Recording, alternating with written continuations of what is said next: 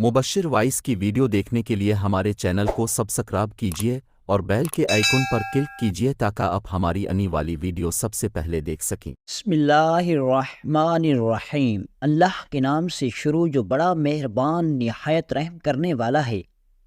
अस्सलामु अलैकुम दोस्तों मुबश्शिर वॉइस यूट्यूब चैनल पर आज की इस वीडियो में हम आपको सुल्तान सलाहुद्दीन अय्यूबी रहमतुल्लाह अलैह और एक पादरी का दिलचस्प वाक़या सुनाते हैं।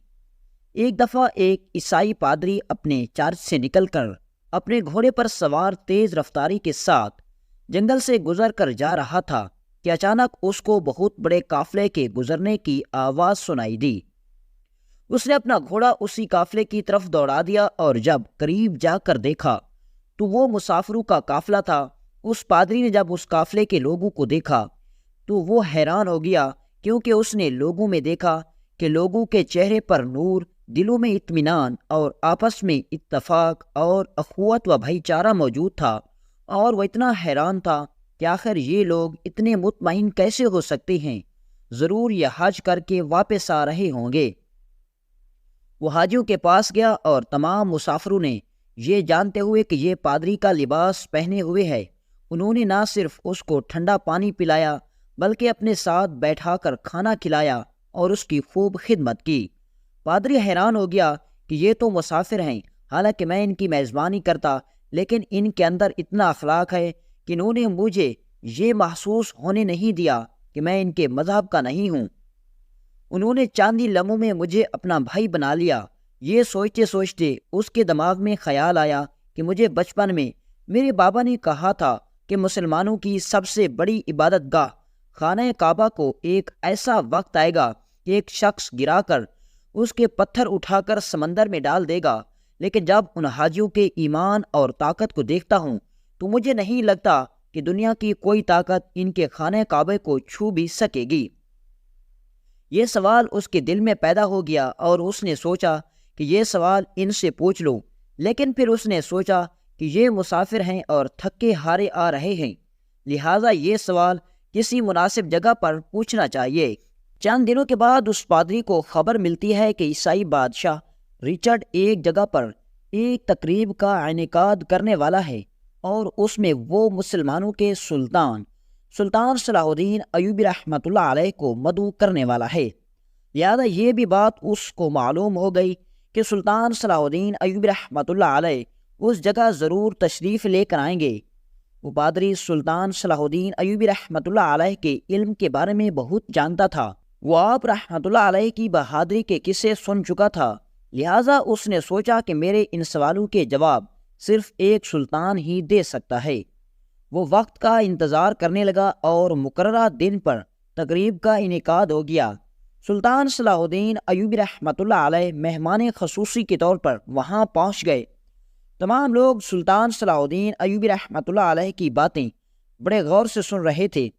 रिचर्ड बादशाह, जो कि सुल्तान सलाहुद्दीन अय्यूबी रहमतुल्लाह अलैह का सबसे बड़ा दुश्मन था, वो आपको अजीबो गरीब नज़रों से देख रहा था। उसकी वजह यह थी कि उनका बादशाह रिचर्ड था, लेकिन सुल्तान सलाहुद्दीन अय्यूबी रहमतुल्लाह अलैह के आने पर तमाम लोगों के अंदर एक जोश दिखाई दिया और रिचर्ड बादशाह हैरान था कि मैं बड़ी बड़ी महफिलों में जाता हूँ, लेकिन इतना जोश तो मैंने कभी नहीं देखा। आखिर सुल्तान सलाहुद्दीन अय्यूबी में ऐसी क्या बात है कि जो दुश्मन को भी अपना बना लेता है। ये पादरी बहुत हैरान हुआ और अपने दिल में सवाल लिए सुल्तान सलाहुद्दीन अय्यूबी रहमतुल्लाह अलैह के सामने हाजिर हुआ। तो सुल्तान ने उससे पूछा कि आप किस सिलसिले में हाजिर हुए हैं। तो उस पादरी ने कहा, सुल्तान मुअज़्ज़म, मेरे वालिद जो कि अंदरूनी कोस चर्च में एक बहुत बड़े पादरी थे, उन्होंने मुझसे कहा था कि एक वक्त आएगा कि मुसलमान तो अपने खुदा के घर को नहीं बचा सकेंगे और उनकी आंखों के सामने ही खुदा का घर गिरा दिया जाएगा। ऐ सुल्तान, मैं ये जानना चाहता हूँ कि मेरा बाप कभी झूठ नहीं बोलता था, लेकिन मैं आपके मुंह से इस बात की तस्दीक करना चाहता हूँ कि क्या ये हकीकत है, इस बात में कितनी सच्चाई है कि खाना काबा को मिस्मार कर दिया जाएगा और मुसलमान बेबस हो जाएंगे। क्योंकि सुल्तान मुअज़्ज़म, मैंने देखा है कि 2 दिन पहले मुसलमानों के बहुत बड़े काफ़िले हज से वापस लौट रहे थे और मेरे दिल में ये सवाल उठा کہ میرے والد نے مجھ سے کہا تھا کہ مسلمان بے بس ہو جائیں گے، جبکہ مجھے سمجھ نہیں آ رہا کہ مسلمانوں کے اتنے بڑے بڑے قافلے اتنی بڑی تعداد میں خانہ کعبہ کی زیارت کر کے اپنے فرائض انجام دے کر آ رہے ہیں، تو گویا کہ اتنی بڑے مسلمانوں کی تعداد میں کیسے کوئی خانہ کعبہ کو مسمار کر سکتا ہے؟ مختصر یہ کہ خانہ کعبہ کو کون اور کب گرا دے گا اور قیامت کب آئے گی؟ سلطان معظم، اگر آپ اس سوال کا جواب تفصیل سے دے دیں اور آپ کے اس جواب سے یہ تمام لوگ مطمئن ہو گئے تو میں آپ سے وعدہ کرتا ہوں کہ تمام لوگ کلمہ پڑھ کر مسلمان ہو جائیں گے۔ میدان لوگوں سے بھرا ہوا تھا۔ آپ نے کہا، میں اپنی بات تو نہیں کرتا، بلکہ رسول اللہ صلی اللہ علیہ وآلہ وسلم نے فرمایا، قیامت کی سب سے بڑی نشانی یہ ہے کہ ایک مرد مکہ میں داخل ہوگا جو کہ خانہ کعبہ کو گرا دے گا اور اس کے پتھر اور اینٹوں کو سمندر میں ڈال دے گا۔ اس آدمی کی نشانی یہ ہے کہ خانہ کعبہ اللہ تعالیٰ کا گھر ہے اور اس کی حفاظت کی ذمہ داری بھی اللہ تعالیٰ نے خود اپنے ذمے لے لی، لیکن یہ قیامت کی نشانیوں میں سے ایک نشانی ہے کہ قرب قیامت میں ایک شخص خانہ کعبہ کو گرائے گا۔ اس واقعے کی تفصیل سے پہلے آپ کو یہ واضح کر دوں کہ جب یمن کے بادشاہ ابراہہ نے خانہ کعبہ کو گرانے کی کوشش کی تو اس کا کیا حشر ہوا تھا۔ حضور اکرم صلی اللہ علیہ وآلہ وسلم کی پیدائش سے صرف 55 دن پہلے یمن کا بادشاہ ابراہہ ہاتھیوں کی فوج لے کر خانہ کعبہ پر حملہ آور ہوا تھا۔ اس کا سبب یہ تھا کہ ابراہہ نے یمن کے سلطنت میں ایک بہت ہی بڑا گرجا گھر بنایا اور یہ کوشش کرنے لگا کہ عرب کی بجائے لوگ یمن آیا کریں، اس گرجا گھر کا حج کیا کریں۔ جب مکہ والوں کو یہ معلوم ہوا کہ خانہ کعبہ کی بجائے ابراہہ یمن میں گرجا گھر میں حج کرانا چاہتا ہے تو ان میں سے ایک شخص غیب و غضب میں جل بھن کر یمن گیا اور وہاں کے گرجا گھر میں پاخانہ کر کے اس کو نجاست سے لت پت کر دیا، اور بعض روایات میں یہ ہے کہ اس گرجا گھر کو توڑ پھوڑ کا نشانہ بنایا۔ جب ابراہہ نے یہ واقعہ سنا تو وہ طیش میں آپے سے باہر ہو گیا اور خانہ کعبہ کو تباہ کرنے کے لیے ہاتھیوں کی فوج لے کر مکہ پر حملہ کر دیا، اور اس کی فوج کے اگلے دستے نے مکہ والوں کے تمام اونٹوں اور دوسرے مویشیوں کو چھین لیا۔ اس میں سے 200 یا 400 اونٹ حضرت عبد المطلب کے بھی تھے۔ حضرت عبد المطلب کو اس واقعے سے بڑا رنج پہنچا، چنانچہ آپ اس معاملے میں گفتگو کرنے کے لیے اس لشکر میں تشریف لے گئے۔ جب ابراہہ کو معلوم ہوا کہ قریش کا سردار اس سے ملاقات کرنے کے لیے آیا ہے تو اس نے آپ کو اپنے خیمے میں بلایا، اور جب حضرت عبد المطلب کو دیکھا کہ ایک بلند قامت اور رعب دار قریش کا سردار کس سے ملاقات کرنے کے لیے آیا ہے تو اس نے اپنے آپ کو خیمے میں بلا لیا، اور جب حضرت عبد المطلب کو دیکھا کہ ایک بلند قامت رعب دار اور نہایتی حسین و جمیل آدمی ہے جن کی پیشانی پر نور نبوت کا جاہ و جلال چمک رہا ہے، تو ان کی صورت دیکھتے ہی ابراہہ ان سے متاثر ہوا اور بے اختیار تخت شاہی سے اتر کر آپ کی تعظیم و تکریم کے لیے کھڑا ہو گیا اور اپنے برابر بٹھا کر دریافت کیا، کہیے سردار قریش، یہاں آپ کی تشریف آوری کا کیا مقصد ہے؟ حضرت عبد المطلب نے جواب دیا کہ ہمارے اونٹ اور بکریاں وغیرہ جو آپ کے لشکر کے سپاہی ہانک کر لائے، آپ ان سب مویشیوں کو ہمارے سپرد کر دیجئے۔ یہ سن کر ابراہہ نے کہکا لگایا اور کہا، اے سردار قریش، میں تو یہ سمجھتا تھا کہ آپ بہت ہی حوصلہ مند اور شاندار آدمی ہیں، مگر آپ نے مجھ سے اپنے اونٹوں کا سوال کر کے میری نظروں میں اپنا وقار کم کر دیا ہے۔ اونٹ اور بکریوں کی حقیقت یہ کیا ہے؟ میں تو آپ کے کعبے کو توڑ پھوڑ کر برباد کرنے کے لیے آیا ہوں، آپ نے اس کے بارے میں گفتگو ہی نہیں کی۔ حضرت عبد المطلب نے کہا، مجھے تو اپنے اونٹوں سے مطلب ہے، کعبہ میرا گھر نہیں بلکہ وہ خدا کا گھر ہے، اور خدا اپنے گھر کو بچا لے گا، مجھے کعبہ کی ذرا بھی فکر نہیں۔ یہ سن کر ابراہہ اپنی فرعونی لہجے میں کہنے لگا، اے سردار مکہ، سن لیجئے، میں خانہ کعبہ کو جا کر اس کی اینٹ سے اینٹ بجا دوں گا اور روئے زمین سے اس کا نام و نشان مٹا دوں گا، کیونکہ مکہ والوں نے میرے گرجا گھر کی بے حرمتی کی ہے، اس لیے میں اس کا انتقام لینے کے لیے کعبہ کو مسمار کر دینا ضروری سمجھتا ہوں۔ حضرت عبد المطلب نے فرمایا کہ پھر آپ جانے اور خدا جانے میں آپ سے سفارش کرنے والا کون ہوں، اس گفتگو کے بعد ابراہہ نے تمام جانوروں کو واپس کر دینے کا حکم دے دیا اور حضرت عبد المطلب تمام اونٹوں اور بکریوں کو ساتھ لے کر اپنے گھر چلے آئے اور مکہ والوں سے فرمایا، تم لوگ اپنے مال مویشیوں کو لے کر مکہ سے باہر نکل جاؤ اور پہاڑوں کی چوٹیوں پر چڑھ جاؤ، وہاں پناہ لو۔ مکہ والوں سے یہ کہہ کر پھر خود اپنے خاندان کے چاند آدمیوں کو ساتھ لے کر خانہ کعبہ میں گئے اور دروازے کو پکڑ کر انتہائی بے قراری اور ایک تکلیف کے ساتھ دربار باری تعالی نے اس طرح دعا مانگنے لگے، اے بے شک اللہ ہر شخص اپنے گھر کی حفاظت کرتا ہے، لہذا تو بھی اپنے گھر کی حفاظت فرما اور عیسائیوں کے مقابلے میں اپنی اطاعت گزاروں کی مدد فرما۔ حضرت عبد المطلب نے یہ دعا مانگی اور اپنے خاندان والوں کو ساتھ لے کر پہاڑ کی چوٹی پر چڑھ گیا اور خدا کی قدرت کا جلوہ دیکھنے لگا۔ ابراہہ جب صبح کو خانہ کعبہ جانے کے لیے اپنے لشکر کے ہاتھیوں کی قطار کے ساتھ آگے بڑھا اور مقام مخمس میں یہ پہنچا تو خود اس کا ہاتھی جس کا نام محمود تھا ایک دم بیٹھ گیا۔ انہوں نے کوڑا مارا اور بار بار للکارا مگر ہاتھی نہیں اٹھا۔ کسی حال میں قہر الہی ابابیلو کی شکل میں نمودار ہوا اور ننھے ننھے پرندے جھنڈ کے جھنڈ جن کی چونچ اور پنجوں میں تین تین کنکریاں تھیں سمندر کی جانب سے حرم کعبہ کی طرف آنے لگے۔ ابابیلو کے لشکر میں ابراہہ کی فوج پر اس زور و شور سے سنگ باری شروع کر دی گئی۔ ابراہہ لشکر اور اس کے ساتھیوں کے پرخچے اڑا دیے گئے۔ ابابیلو کی سنگ باری خداوند قارون جبار کے کار و غضب کی ایسی مار تھی کہ جب کوئی کنکر کسی ہاتھی سوار کے سر پر پڑتی تو وہ اس آدمی کے بدن کو چھیدتی ہوئی ہاتھی کے بدن سے پار ہو جاتی تھی۔ ابراہہ کی فوج کا ایک آدمی بھی زندہ نہیں بچا اور سب کے سب ابراہہ اور اس کے ہاتھیوں سمیت تباہ و برباد ہو گیا۔ ان کے جسم کی بوٹیاں ٹکڑے ٹکڑے ہو کر زمین پر بکھر گئیں۔ پھر سلطان صلاح الدین ایوبی رحمۃ اللہ علیہ نے فرمایا، چنانچہ قرآن مجید کی سورۃ فیل میں خداوند قدوس نے اس واقعے کا ذکر کرتے ہوئے ارشاد فرمایا، یعنی اے محبوب کیا آپ نے دیکھا نہیں کہ آپ کے رب نے ان ہاتھی والوں کا کیا حشر کر ڈالا، ان کے خداؤں کو تباہی میں ڈالا اور ان پرندوں کے ذریعے کنکریاں بھیجی تاکہ انہیں کنکر کے پتھروں سے مارے تو انہیں چباتے ہوئے گھاس جیسا بنا ڈالا۔ جب ابراہہ اور اس کے لشکر کا یہ انجام ہوا تو حضرت عبد المطلب پہاڑی سے نیچے اتر آئے اور خدا کا شکر ادا کیا۔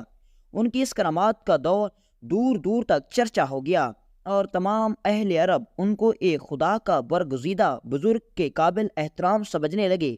پھر سلطان صلاح الدین ایوبی رحمۃ اللہ علیہ نے کہا، اب میں تمہیں اس واقعے کے بارے میں بتاتا ہوں جو قیامت کے نزدیک پیش آئے گا اور جس کے بارے میں حضرت محمد صلی اللہ علیہ وآلہ وسلم نے فرمایا تھا۔ اللہ تعالیٰ کا آپ صلی اللہ علیہ وآلہ وسلم پر خاص کرم یہ ہے کہ آپ کو اللہ پاک نے تمام علوم عطا فرمائے جن کا تصور ہماری انسانی ذہن کبھی نہیں کر سکتا۔ جو بات ہمارے نبی صلی اللہ علیہ وآلہ وسلم نے فرمایا دی وہ پوری ہو کر رہ گئی۔ اللہ پاک ارشاد فرماتے ہیں، اور یہ بات اپنی خواہش سے نہیں کرتے، وہ تو نہیں مگر وہی جو انہیں کہی جاتی ہے۔ اللہ کے علم سے سمندر کے مقابلے میں نبی اکرم صلی اللہ علیہ وسلم کا علم ایک قطرہ ہے، مگر آپ صلی اللہ علیہ وسلم کا یہ قطرہ تمام مخلوق کے لیے ایک سمندر کے برابر ہے۔ یہ بات سچ ہے کہ آپ صلی اللہ علیہ وسلم علم کے بارے میں اندازہ نہیں لگا سکتے۔ اللہ کی ذات تو بہت ہی وسیع ہے، ہم اس کا اندازہ کس طرح لگائیں گے؟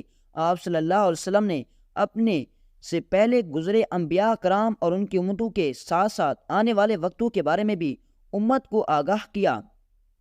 محدثین اور مفسرین کا کہنا ہے کہ جب قیامت قریب ہوگی تو خانہ کعبہ کو گرائے جانے کا واقعہ پیش آئے گا۔ یہ لوگوں کو اس کے بارے میں علم نہیں ہے، ان کو اس بارے میں حدیث مبارکہ کی روشنی میں بتاتا ہوں۔ خانہ کعبہ اللہ پاک کی نشانیوں میں سے ایک عظیم الشان نشانی ہے۔ جب تک کعبہ قائم ہے اس وقت تک دنیا بھی قائم و دائم رہے گی۔ جب خانہ کعبہ کو گرایا جائے گا تب قیامت رونما ہوگی۔ جب قیامت قریب آئے گی اس وقت ایک بدبخت حبشی خانہ کعبہ کو گرا دے گا۔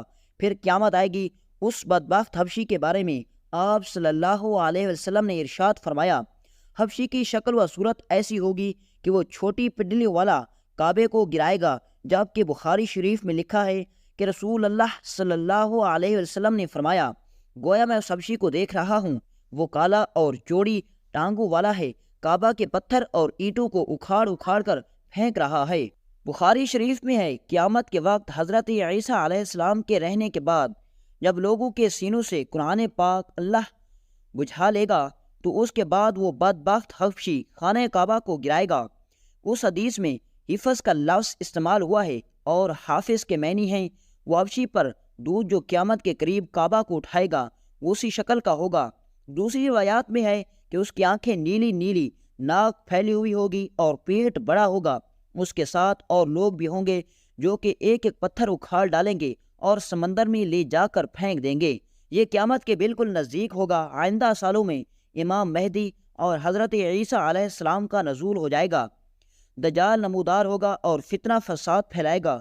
یہودیوں، عیسائیوں اور مسلمانوں کی آپس میں بہت بڑی جنگ ہوگی جو کہ ایک محدود مدت کے سالوں کی دوری پر ہے۔ حقیقت یہ ہے کہ یہ سب اللہ تعالیٰ کے حکم سے ہی ہوگا۔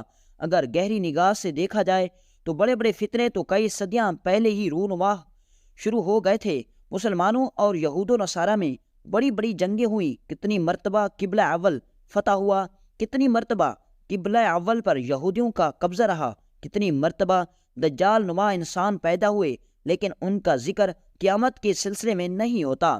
صرف 20ویں اور 21ویں صدی کے سیاسی معاملات و واقعات کو ہی قرب قیامت سمجھ لیا جانا لگا ہے، جبکہ نبی کریم صلی اللہ علیہ وسلم کے ایک فرمان کے مطابق آپ کی وفات کے بعد کا سارا زمانہ قرب قیامت ہی ہے، چاہے کتنی صدیاں بیت جائیں۔ سلطان صلاح الدین ایوبی رحمۃ اللہ علیہ اسلام کے عظیم سپہ سالاروں میں سے تھے۔ آپ کے نصیب میں اللہ تعالیٰ نے عظیم فتوحات لکھی۔ سلطان صلاح الدین ایوبی رحمۃ اللہ علیہ پر اللہ تعالیٰ کا خاص کرم تھا اور اللہ تعالیٰ کی ذات نے سلطان صلاح الدین ایوبی رحمۃ اللہ علیہ سے بڑے بڑے کام لیے۔ اس میں کوئی دو رائے نہیں کہ جب سلطان صلاح الدین ایوبی رحمۃ اللہ علیہ اقتدار میں آئے تو آپ نے اسلام کا جھنڈا اقوام عالم میں لہرا دیا۔ سلطان اکثر کہا کرتے تھے کہ کسی بھی سلطنت کے سلطان کو اسلام کی بنیادی تعلیمات کا یقینی اور مکمل طور پر پتہ ہونا چاہیے تاکہ وہ کہیں بھی کسی بھی سوال کا منہ توڑ جواب دے سکے۔ اور ہر دو کی طرح اس دور میں بھی لوگ ایسے تھے جن کو اسلام سے بے پناہ نفرت تھی اور وہ چاہتے کہ کسی طرح اسلام اور مسلمانوں کا صفحہ ہستی سے نام و نشان مٹ جائے۔ اسی طرح ایک دن سلطان صلاح الدین ایوبی رحمۃ اللہ علیہ اپنی عدالت میں موجود تھے کہ ایک یہودی عورت اپنے چند کنیزوں اور ملازموں کے ساتھ سلطان کے سامنے حاضر ہوئی، لیکن اس نے مکمل پردہ کیا ہوا تھا اور ایک خاص قسم کا عظیم الشان لباس پہنا ہوا تھا۔ اپنا تعارف کروانے کے بعد بولی، اے سلطان، میں نے سنا ہے کہ قرآن شریف میں ہر سوال کا جواب ہے، اگر آپ میرے چند سوالوں کا جواب دے دیں تو میں مسلمان ہو جاؤں گی۔ سلطان صلاح الدین ایوبی رحمۃ اللہ علیہ نے بڑے مزے میں کہا، پوچھئے کیا سوال ہے، میں آپ کو ان کے جواب ضرور دوں گا۔ لڑکی نے سوالات کی بارش کر دی۔ وہ ایسی کون سی چیز ہے جس کو خدا نے تخلیق نہیں کیا؟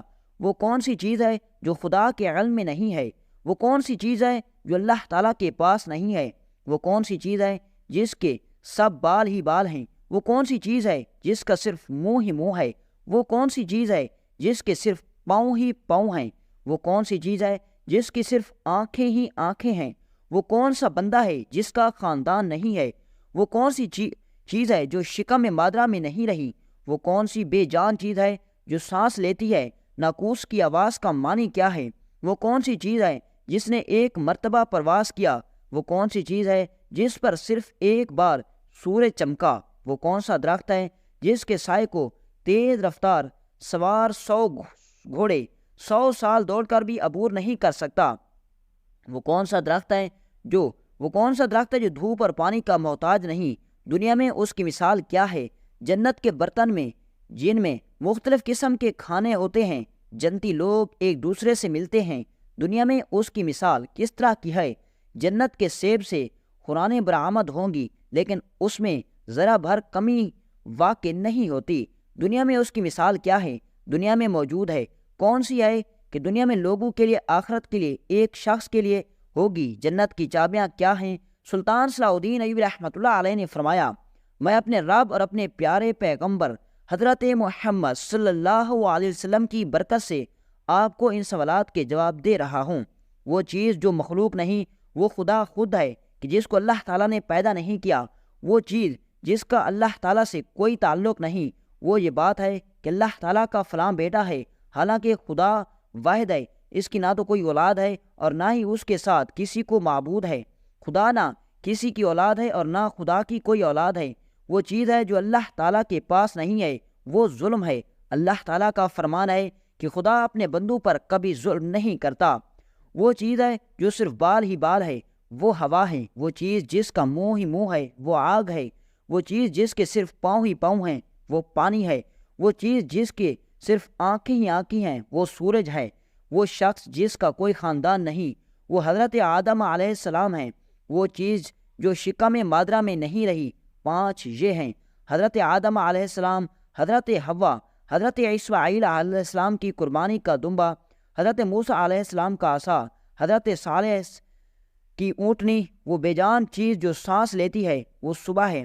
ناقوس کی آواز کے معنی یہ ہیں: حق ہے، حق ہے، ٹھہرو ٹھہرو۔ خدا عادل ہے اور وہ سچا ہے۔ کوہ طور پر وہ پرندہ جس نے ایک مرتبہ پرواز کیا ہے، دریا نیل کی سرزمین پر سورج ایک بار چمکا ہے، جس جگہ پر حضرت موسیٰ علیہ السلام نے اپنا عصا مبارک مار کر راستہ بنایا تھا، وہ درخت جس کو میں اگر تیز رفتار کے ساتھ بھی چلوں تو 100 سال تک بھی پار نہیں کر سکتا۔ وہ شجر توبہ کا درخت ہے جس کی شاخ جنت کے ہر محل میں جاتی ہے۔ دنیا میں اس کی مثال سورج ہے کہ جس کی گردن ہر گھر میں پہنچتی ہے اور تمام زمینیں اس کی روشنی سے روشن ہو جاتی ہیں۔